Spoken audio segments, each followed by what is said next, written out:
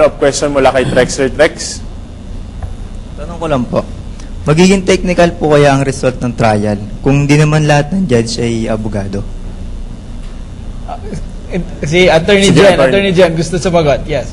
Hindi. Alam mo, lahat ng desisyon ay base sa mga teknikalidad ng batas o ng rules of court, ano?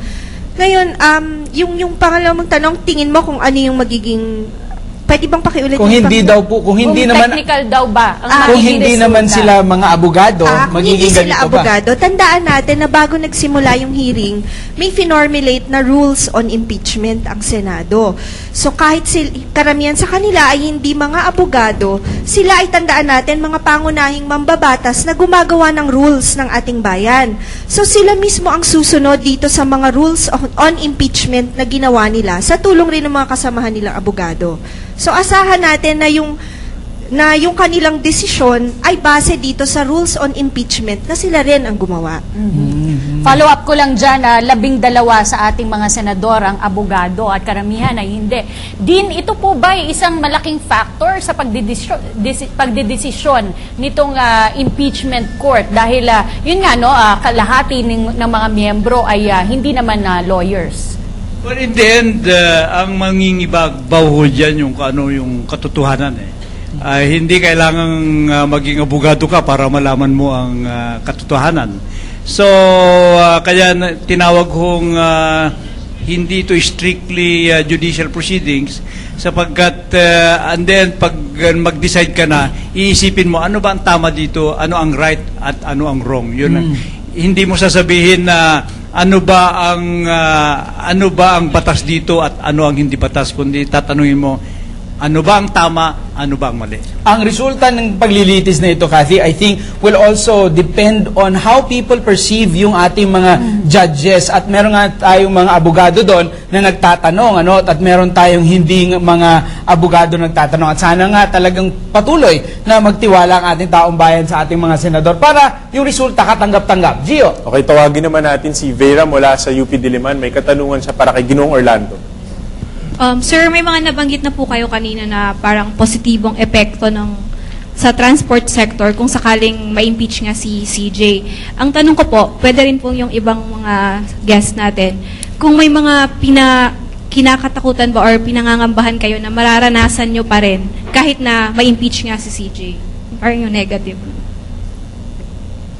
Sa atin, ay sa amin, unang-una, yung mahalaga para sa atin, yung makatulong kami sa ekonomiya at pakinggan natin kung ano yung tamang desisyon ng husgado.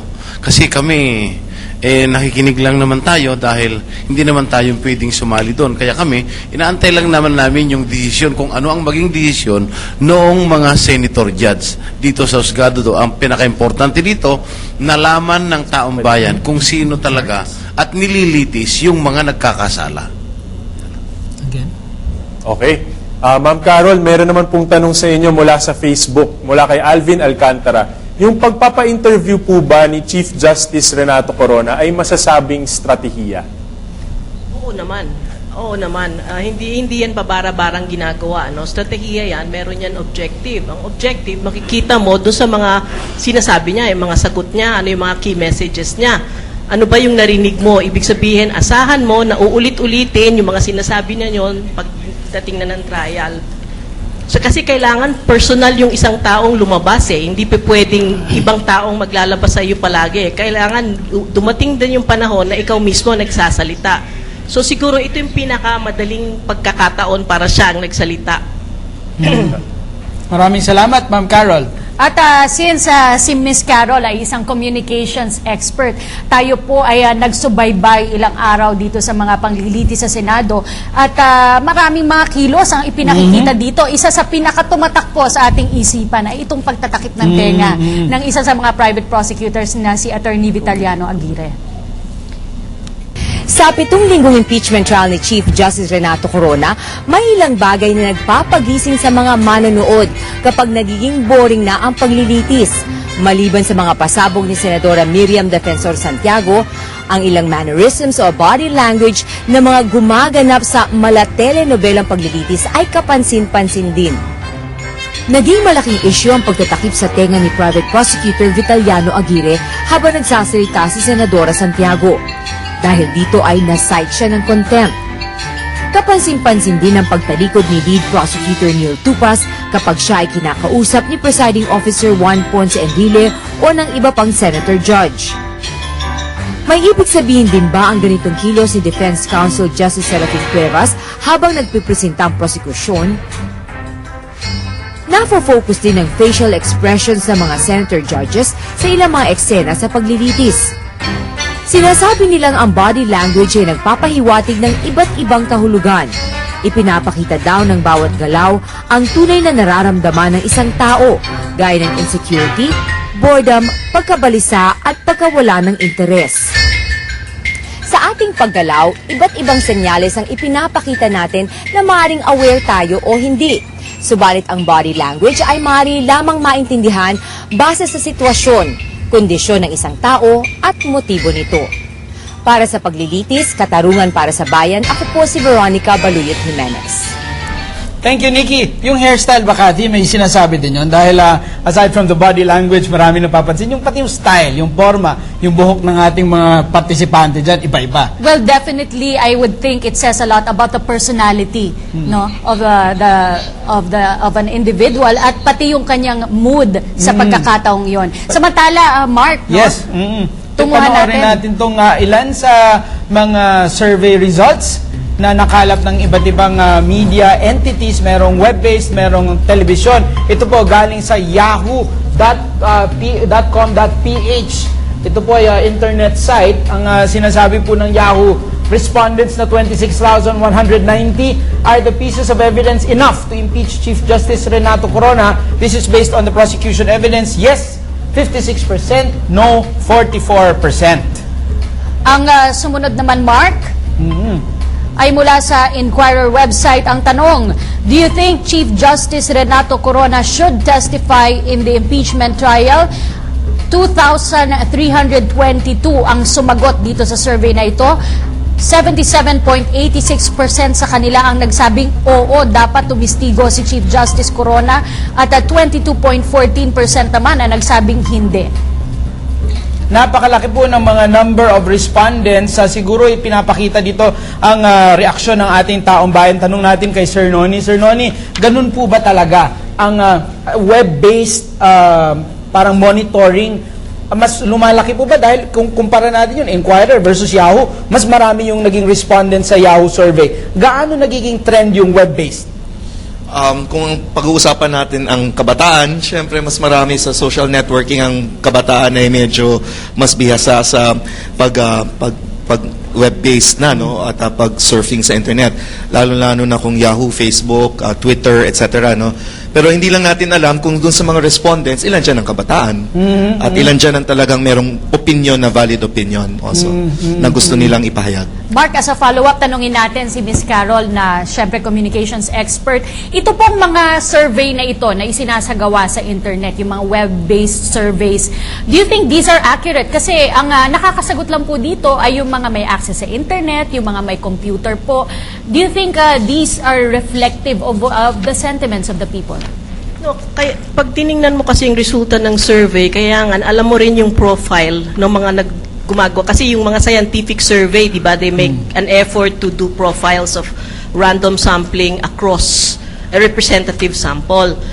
This one, you'll have to take into account, okay, so majority of people who answered this questionnaire are young people, and then you also want to know, were they unique responses? Because now you can manipulate. There can be text blasting, and then you can have very inaccurate results, right? So just take it with a grain of salt, because when you look at it, when you look at the different surveys now coming out, you realize somehow they like validate each other.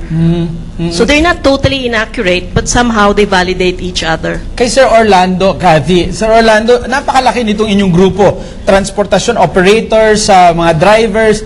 Meron din po ba kayong ginagawang konting parang informal survey? Kinukuha nyo din po ba yung sentimento ng inyong mga miyembro para maipahatid sa ating mga leaders?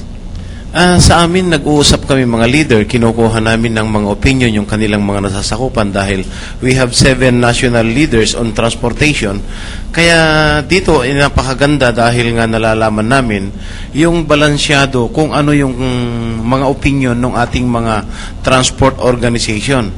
Kaya kami ay nagpapasalamat unang-una dito sa forum na ito na pinapahayag din namin yung aming opinion at talaga kami sang-ayong kami dito sa paglilitis na ganito dahil nga ang aming kagustuhan talaga dahil kami umaga, almusal, tanghalian, hapunan, yung sinabi ko na kami yung daanan ng kutong.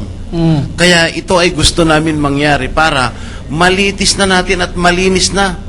At salamat naman kay Presidente Noynoy na hindi niya tinantanan ito para makita na natin yung katotohanan. Ano ba talaga ang dapat gawin sa Pilipinas para makamag-move on na tayo? Mr. Orlando, gusto ko lang po malaman kasi isa po dito sa tumistigo para sa Article 3 ay yung representante ng FASAP. Kayo po, you belong to another organization sa transportasyon po. Meron na po ba kayong eksperyensya sa mga kaso dito involving any court, kahit hindi po Korte Suprema, at nakaramdam na rin po ba kayo na medyo parang diskriminasyon? Kasi sinabi po nung witness ng FASAP, yung sulat nila hindi pinansin. At gayong yung sulat ng big time na lawyer ay pinansin daw po ng Supreme Court. Napakaganda po yung tanong niyo, ma'am, dahil kami talaga, na-depress na kami tungkol sa ganyan. Dahil noong kami ay nagsampa ng kaso tungkol doon sa single ticketing system dito sa ating Republic Act 4136 at saka yung ordinance ng mga City Council ng Metro Manila, ay talaga kami na-depress dahil nga simula nung ipinail namin sa Court of Appeals yung aming kaso, awan ng Diyos, hanggang ngayon di pa lumalabas ni hindi pa kami natatawag. Kaya kami depressed na ganyan dahil nga bakit nga yung mga malalaking tao na nagdidemanda ay unang-una pinag-uusapan. Kaagad-agad nabibigyan kaagad ng pansin sa hudikatura. Pero kaming mga mahihirap sa hanay ng transportasyon, no kami po ay umapila sa Court of Appeals, ay talagang napakalungkot sabihin na kami ay hindi man lang nabigyan ng katarungan doon sa batas na alam namin na tama yung aming ipinaglalaban na 7 taon na hanggang ngayon ay wala pang sagot doon sa aming hinihinging katanungan. Sir Philip, umaasa po ba kayo na dahil sa mga ganitong diskusyon, dito, dahil sa impeachment trial, kagaya po nito nabanggit ni Sir Orlando, na in the near future, aayusin yung ating sistema at yung mga juez mas magdidesisyon ng mas mabilis, susundin yung rules and technicalities ng tama at hindi babaliin? Alam mo, sa totoo lang, maganda itong impeachment trial. Maganda ito at meron tayong ganito. Sapagkat sa dulo niyan, sa kahuli-hulihan niyan, ang mangyayari, darating yung katotohanan. Ito yung tinatawag nating national catharsis. Kailangan magkaroon tayo ng isang, yung kasukdulan, yung talagang darating tayo sa puntong yun, na talagang, yun ang magbibigis sa atin yung national catharsis na yan National catharsis, napakalalim naman nung gano'n, ano? So, sa ating mga kabataan ba, Kathy, yung catharsis na ba yun ay nararamdaman din nila? Ay, syempre, nararamdaman natin yan. Kada eleksyon, meron tayong national catharsis at nag-elect tayo ng isang leader natin. Catharsis yun, kung sino yung inahalal natin. 2 people power, nagkaroon tayo, catharsis din yun. Pagkamat marami silang sinasabi. Pero catharsis pa rin ang resulta niyan. Kaya nga yung kasukdulan Yung pinakadulo niyan talagang lahat ng tensyon yun ang resulta catharsis. Alright, maraming salamat po, Sir Philip. Samantala, Mark, balikan naman natin itong ating mga resulta pa rin ng mga online surveys. Mula sa Philippine Star website, do you think Chief Justice Renato Corona will be convicted by the Senate? 35,095 respondents po ang sumagot dito sa survey na ito. Sabi